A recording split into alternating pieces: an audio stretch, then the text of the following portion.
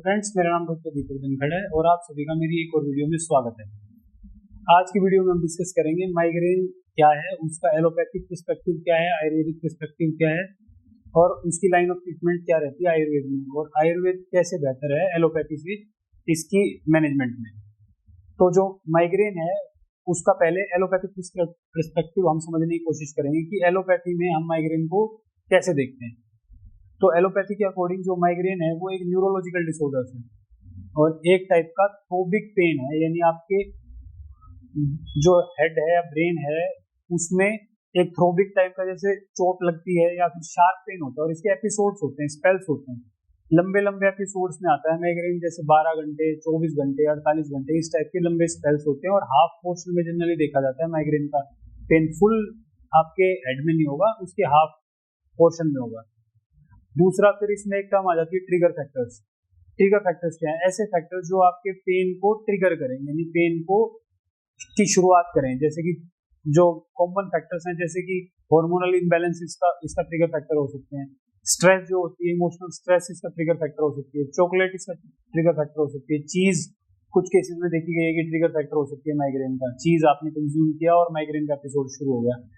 फिर light, sound और weather changes, यानी काफी इसके ट्रिगर फैक्टर की एक लंबी लिस्ट है जो ट्रिगर फैक्टर हैं, जैसे उससे इंड्यूस किया जाएगा पेशेंट को तो माइग्रेन का हेडेक उनको शुरू हो जाएगा।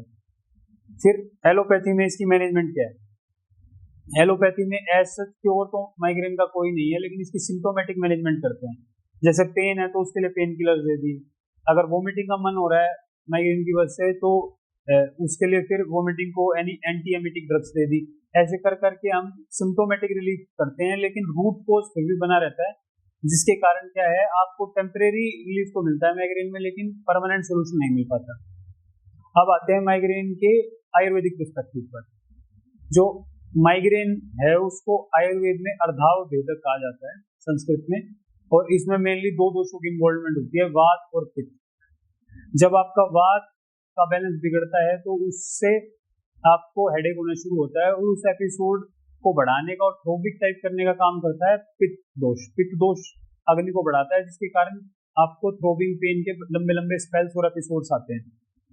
तो अब आप ये कहोगे कि जब दोनों में ही इसको लगभग सेम माना गया है, आयुर्वेद में भी और एलोपैथी में भी, तो आयुर्वेद कैसे बेहतर? मैं बोल रहा हूँ कि है इसकी मैनेजमेंट में, क्योंकि आयुर्वेद में हम इसका सिम्टोमेटिक रिलीफ नहीं करते, हम इसके रूट कोज को दूर करते हैं, जो है वात और पित्त के इम्बैलेंस को दूर करना।